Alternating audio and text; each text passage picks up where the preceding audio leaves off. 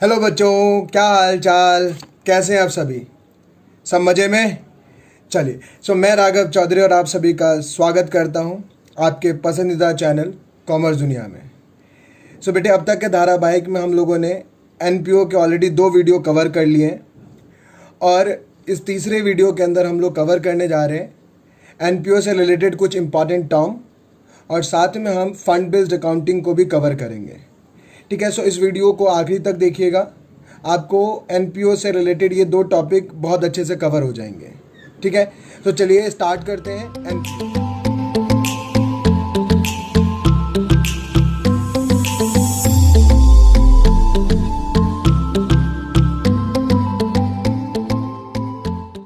ठीक है बेटे, चलिए स्टार्ट करते हैं हम लोग।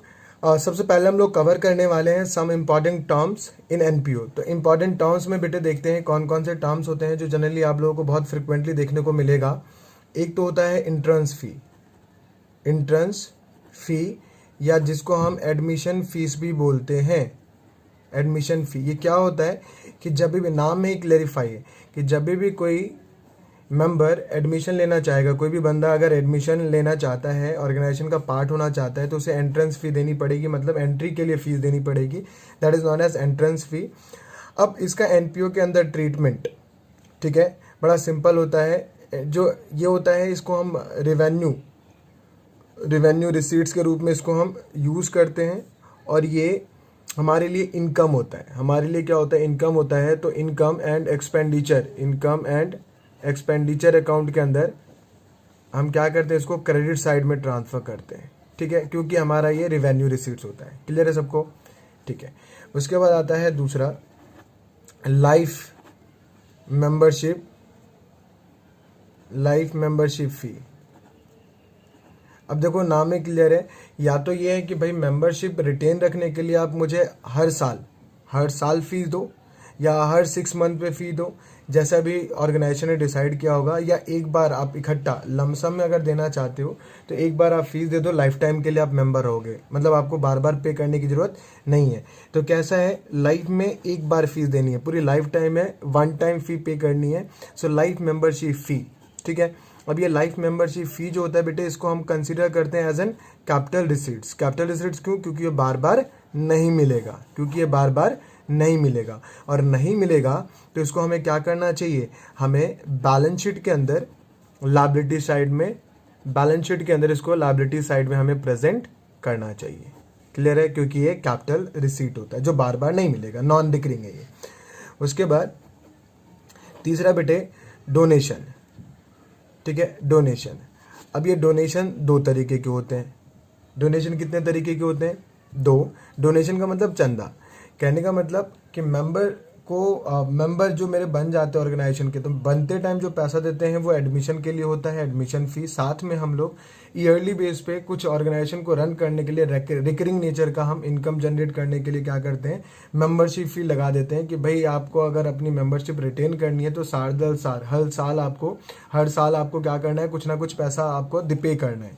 ठीक है, अब वो जो पैसा आपको पे करना है उसको हम लोग नाम देते हैं सब्सक्रिप्शन। ठीक है, एनुअल फ़ी या हाफ ईयरली जैसा भी डिसाइड करेगा। अब उसके अलावा अगर कोई मेंबर कुछ एक्स्ट्रा अलग से देना चाहता है तो उसको हम लोग नाम देते हैं क्या? डोनेशन। अब ये डोनेशन मेंबर भी दे सकते हैं, बाहर से भी आ सकता है, कहीं से भी आ सकता है। ये 2 तरीके के होते हैं, एक होता है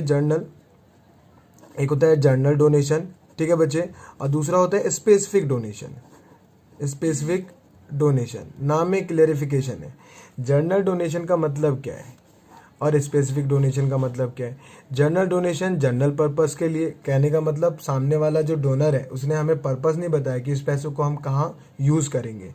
और स्पेसिफिक डोनेशन में जो डोनर है, जो पैसे हम जिसने दिया है, उसने बता दिया कि इस पैसे को हमें कहाँ यूज़ करना है। तो कहाँ यूज़ करना है तो उसके अलावा हम कहीं और यूज़ नहीं कर सकते। हम बाउंड हो जाते हैं, एज अ ऑर्गेनाइजेशन हम बाउंडेड होते हैं उस पैसों को वहीं पे खर्च करने के लिए। तो जनरल डोनेशन बेटे हमारे लिए क्या होता है? Revenue receipts. क्या होता है? Revenue receipts. और रिवेन्यू रिसीट्स को हम क्या करते हैं? हम लोग क्रेडिट साइड में ट्रांसफ़र करते हैं, credit side of income and expenditure account. Clear है सबको?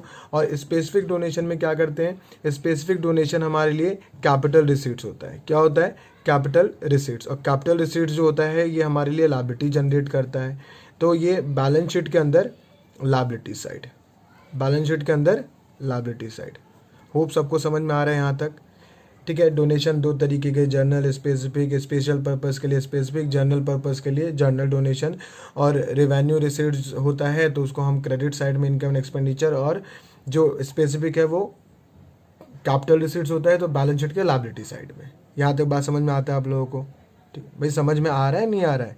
ठीक है, साथ साथ बोलोगे मज़ा आएगा, ठीक है, नहीं तो सो जाओगे, ठीक है। सो साथ साथ बोलो क्या क्या समझ में आ रहा है, कैसे कैसे समझ में आ रहा है, साथ साथ बोलो। और आपको हाँ एक बात और, कि आपको जॉट डाउन करने की ज़रूरत नहीं है, मतलब इसको लिखने की ज़रूरत नहीं है, खाली सुनने पे ध्यान दो, ठीक है। सो बाद में आप लोग जो है इसे जॉट डाउन करने के लिए आप लोगों को नीचे एक डिस्क्रिप्शन में लिंक मिल जाएगा, उससे आप पूरे के पूरे नोट्स को जो है, ये हैंड रिटन नोट्स है, ये सेम एज इट इज़ आपको डाउनलोड करने को मिल जाएगा, ठीक है। तो वहाँ से आप डाउनलोड कर लेना, अभी खाली सुन लो अच्छे से। अब यहाँ से जब मेरे को डोनेशन समझ में आ जाता है तो बेटे सब्सक्रिप्शन में आप लोगों को एक्सप्लेन कर चुका हूँ। फोर्थ टॉपिक सब्सक्रिप्शन, मतलब जो regular main source of income होता है, जो मेन सोर्स ऑफ इनकम होता है, ठीक है, किसी भी ऑर्गेनाइजेशन का मेन सोर्स ऑफ जो इनकम होता है उसको हम लोग नाम देते हैं क्या? सब्सक्रिप्शन। और ये जो सब्सक्रिप्शन होता है ये क्या होता है कि paid by member to retain their membership को रिटेन करने के लिए या अलाइव उनको रखने के लिए क्या करते हैं, जो पेमेंट किया जाता है उसको हम लोग नाम क्या देते हैं? सब्सक्रिप्शन। क्लियर है? और ये मेन सोर्स ऑफ इनकम होता है, और ये मेन सोर्स ऑफ इनकम होता है किसी भी एनजीओ या एनपीओ का। अब इसको हम दिखाते कैसे? तो ये हमारे लिए होता है रेवेन्यू रिसीट्स। ये हमारे लिए क्या होता है बच्चे? Revenue receipts. और रेवेन्यू रिसीट्स तो रिकरिंग नेचर का होता है, तो इसको हम क्या करते हैं, इसको हम इनकम एंड एक्सपेंडिचर अकाउंट के अंदर इसको हम क्रेडिट साइड या इनकम साइड ट्रांसफ़र कर देते हैं, इनकम साइड ट्रांसफ़र कर देते हैं। ठीक है जी, डन। चलिए आगे बढ़ते हैं और पांचवें पॉइंट को समझते हैं। उसके बाद आता है लेगेसी। ये टर्म्स बहुत इंपॉर्टेंट है, ये एक नंबर में कई बार पूछ लेता है कि यार ये लेगेसी क्या होता है ये। ठीक है, सो ये क्या होता है? Amount received as donation by NPO. किसी भी एनपीओ के द्वारा डोनेशन रिसीव किया जाता है, ठीक है,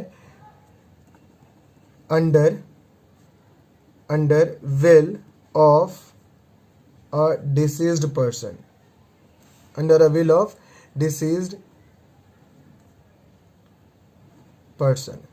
जो डिसीज्ड पर्सन होते हैं उनकी इच्छा के अनुसार, उनके विल पे इसको दिया जाता है, और जो देने वाला होता है वो दो तरीके से इसको दे सकता है। जो लेगेसी होता है बेटे उसको दो तरीके से दिया जा सकता है, एक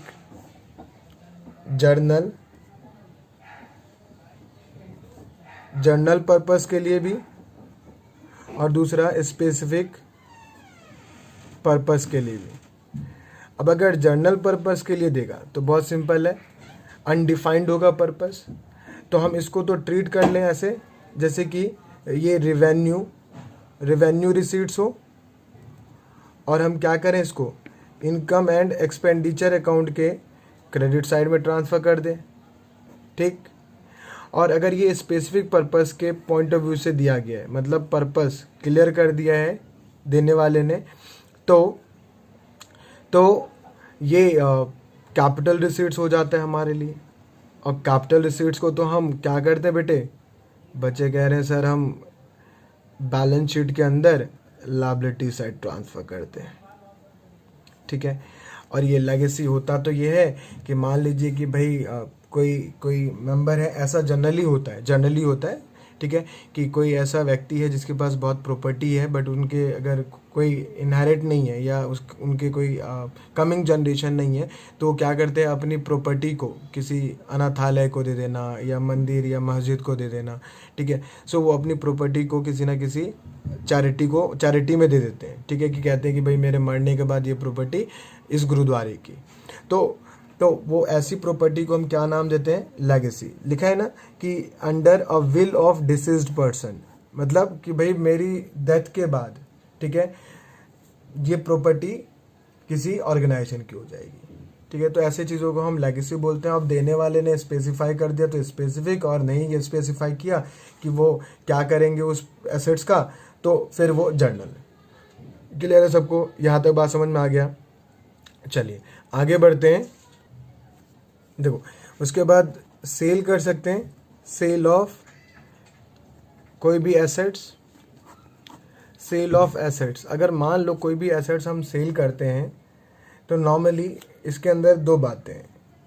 अब सेल करेंगे तो भाई एक तो सेल प्रोसीड होगा, ठीक है, कि जो पैसा हमें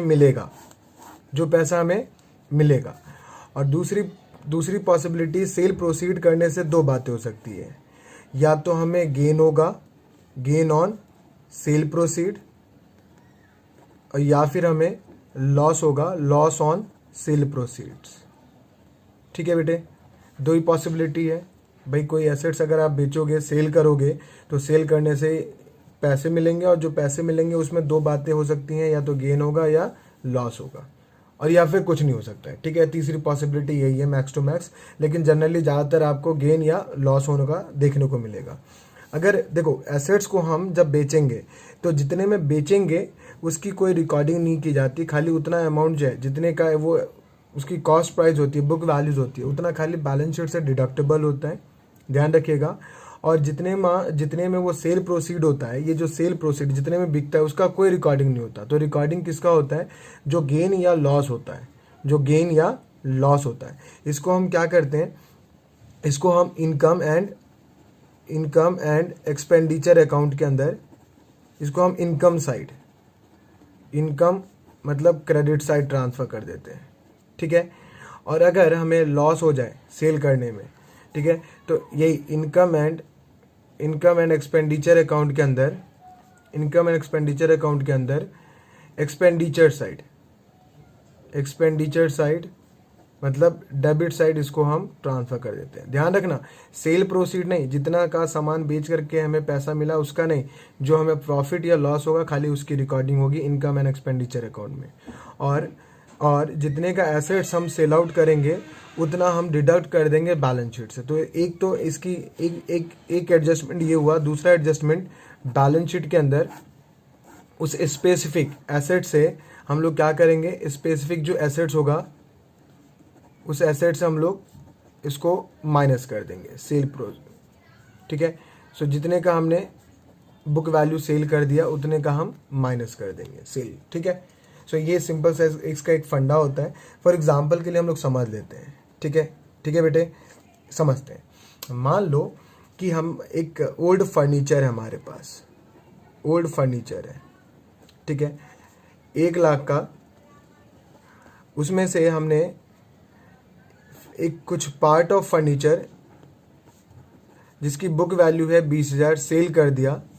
ये इसको हमने सेल कर दिया, सेल प्रोसीड एट 15,000, 15,000 में उसको मैंने बेच दिया। यहाँ तक समझ में आ रहा है? तो क्या देख पा रहे हो कि हमारे पास 1 लाख का फर्नीचर है, उसमें से 20,000 का फर्नीचर हमने 15,000 में बेच दिया। तो हमें फ़ायदा हुआ, नुकसान? बच्चे जोर से कह रहे हैं 5,000 का सर हमें लॉस हो गया। ठीक कह रहे हैं आप लोग?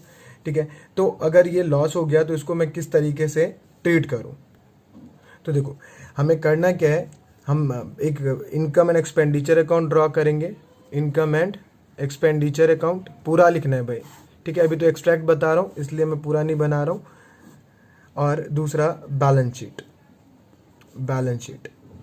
अब देखो बैलेंस शीट में हम कैसे प्रेजेंट करेंगे। एक साइड मेरा ये लायबिलिटी और ये एसेट्स, इधर जाऊंगा मैं लिखूंगा फर्नीचर कितने का था, 1 लाख का मेरे पास है और 20,000 का मैंने सेल कर दिया। कितने का बेटे? 20,000 का। तो हमारे पास से 20,000 का फर्नीचर कम हो गया, तो अब बचा कितने का? 80,000 का। अब हमें इसमें नुकसान कितने का हुआ था? सो देखो, फर्नीचर हमने जो बेचा है वो था कितने का? 20,000 का। और इसमें से अगर हम सेल प्रोसीड्स जो हमें पैसे मिल गए वो माइनस कर दें तो इसमें फ़ायदा या नुकसान आ जाएगा। तो हमें फ़ायदा तो हुआ नहीं था, हमें नुकसान हुआ था, तो एक्सपेंडिचर साइड आ जाएगा। ठीक है बच्चे, ये एक्सपेंडिचर हो गया और ये मेरा इनकम हो गया, ये अमाउंट हो गया, ये डेबिट साइड और ये क्रेडिट साइड, और ये एक्सट्रैक्ट है। ठीक है, एक्सट्रैक्ट में हम लोग इसका ट्रीटमेंट सीख रहे हैं। ठीक है, हाँ ये एक्सट्रैक्ट है, ये क्लोज। ठीक है, बस इतना होगा। सो अल्टीमेटली आप लोग ये समझ गए कि जब भी हम कोई फिक्स एसेट्स को सेल आउट करेंगे तो कितने का वो बिकेगा उसकी recording income and expenditure account में बिल्कुल भी नहीं जाती। और मोस्टली बच्चों का मिस्टेक, ये बहुत कॉमन मिस्टेक होता है, तो यहाँ पे थोड़ा सा आप लोग ध्यान दीजिएगा कि ऐसी मिस्टेक आपसे ना हो।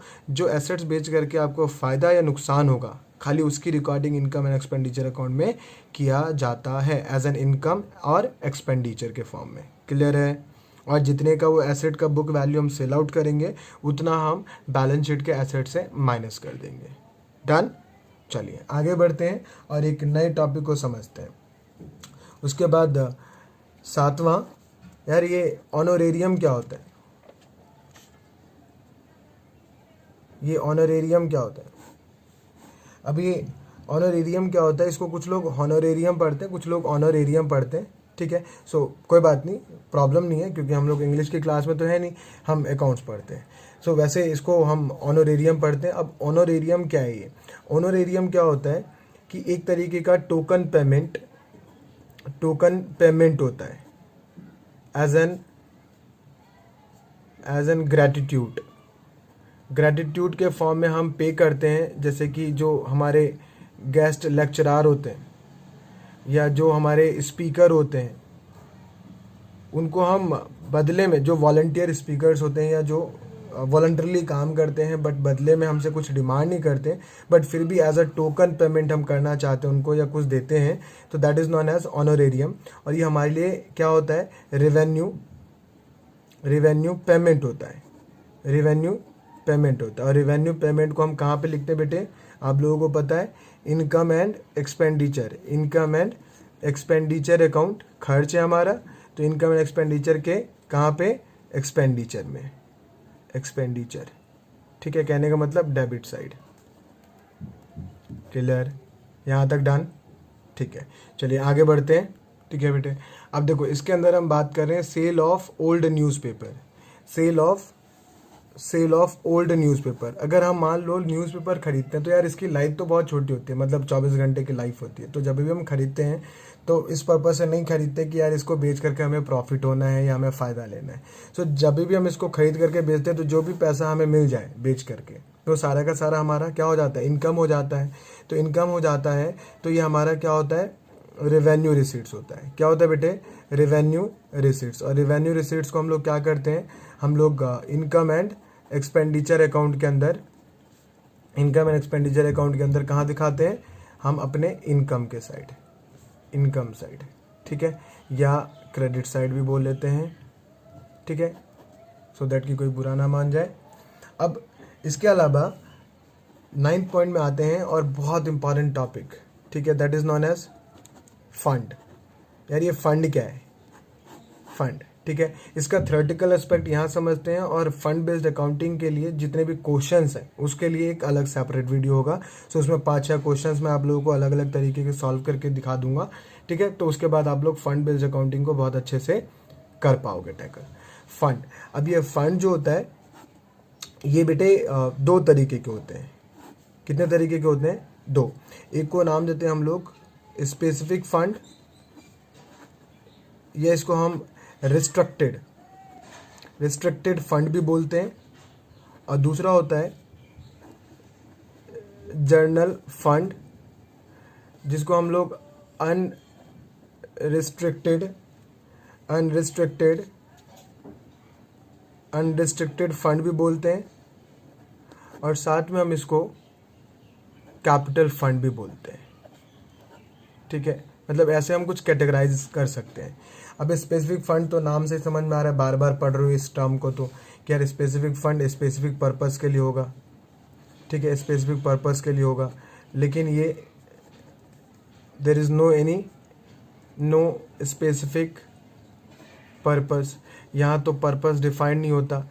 ठीक है, सो दोनों ही चीज़ें फंड होती हैं, लेकिन एक जगह डिफाइंड होता है और दूसरी जगह डिफाइंड नहीं होता। तो अब आगे थोड़ा सा समझते हैं इसको कि ठीक है, ये स्पेसिफिक फंड या रिस्ट्रिक्टेड फंड, ये जो रिस्ट्रिक्टेड फंड होता है बेटे, ये रिस्ट्रिक्टेड किया जाता है बाय डोनर खुद करता है, या हम लोग जब मांगते हैं तभी हम क्या करते हैं, स्पेसिफिक पर्पस बता करके हम पैसा मांगते हैं। तो इसका मतलब ये है कि डोनर से जब हम रिसीव करते हैं तो बता देते हैं कि भाई हमें पैसे चाहिए कुछ और इस काम को करने के लिए चाहिए। या फिर हम लोग क्या करते हैं कि हम लोग प्रॉफिट को सेट और साइड करते हैं स्पेसिफिक पर्पस के लिए, ऐसे पैसों को। ठीक है, अब ऐसे पैसों में हम कुछ स्पेसिफिक हमारे पास होता है स्पेसिफिक फंड, जैसे कि गवर्नमेंट ग्रांट। अब ये गवर्नमेंट हमें जो पैसा देती है, ये भी दो तरीके के हो सकते हैं, या तो ये जर्नल हो, या तो जर्नल गवर्नमेंट ग्रांट हो, कहने का मतलब गवर्नमेंट पैसा दे रही है लेकिन उसका पर्पस क्लियर नहीं है, या फिर दूसरा स्पेसिफिक गवर्नमेंट ग्रांट हो।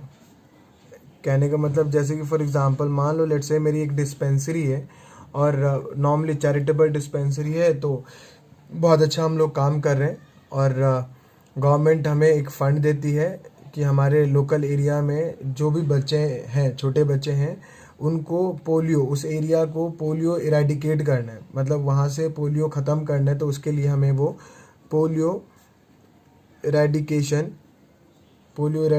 फंड देती है।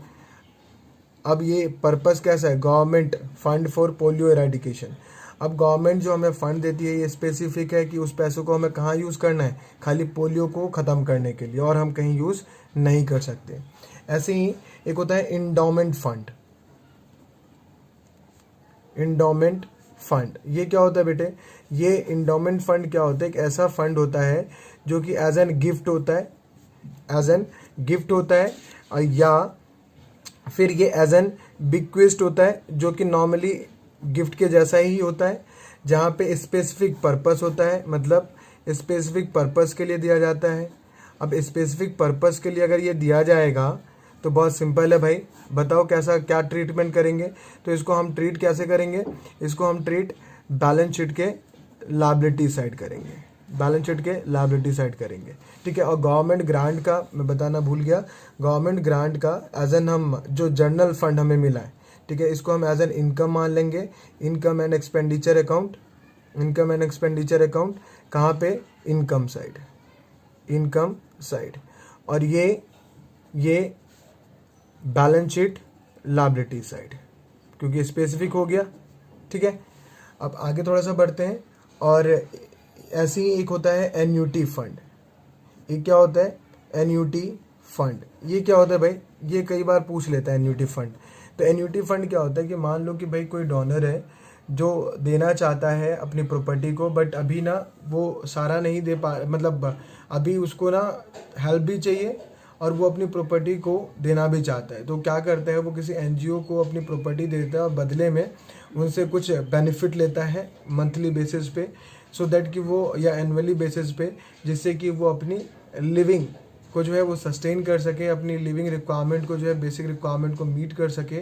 तो ऐसे फंड जो होते हैं जो किसी ना किसी एनुअल बेनिफिट पेबल के ऊपर डिपेंड करते हैं, तो हम एन्यूटी फंड कहते हैं। जैसे फॉर एग्जांपल मान लो लेट्स से कि एक ए है जिसके पास बहुत प्रॉपर्टी है, बट उसके पास कोई उसका फ्यूचर उत्तराधिकारी नहीं है, लेकिन वो क्या करे, तो अब वो कमा भी नहीं सकता, तो वो क्या करता है, अपनी प्रॉपर्टी को किसी अनाथालय को दे देता है और कहता है कि भाई बदले में ना मेरे को आप महीने में 1 लाख, साल में 1 लाख रुपए दे दो, सो दैट कि मैं अपनी ज़रूरतों को पूरा कर सकूं, और मेरे डेथ के बाद ये प्रॉपर्टी किसकी, ये आपके ऑर्गेनाइजेशन की। ठीक है, सो ऐसे ऐसे जो हमें फंड मिलते हैं इसको हम एन्युटी फंड कहते हैं। तो पूरा ये फंड बेस्ड था। उसके बाद हम जो है वो आगे मूव करते हैं, और एक टॉपिक है, so I think fund based accounting की काफ़ी लंबा हो जाएगा ये वीडियो, तो अभी फ़ंड बेस्ड अकाउंटिंग के लिए हम अलग से सेपरेट वीडियो बना लेते हैं। तो इस वीडियो में इतना ही। ठीक है, सो आपको अगर ये चैनल पसंद आ रहा है और आपको हमारे वीडियो समझ में आ रहे हैं, सो प्लीज़ हमारे चैनल को लाइक कीजिएगा, सब्सक्राइब कीजिएगा, और अपने दोस्तों के साथ शेयर कीजिएगा। ठीक है, सो तब तक के लिए धन्यवाद।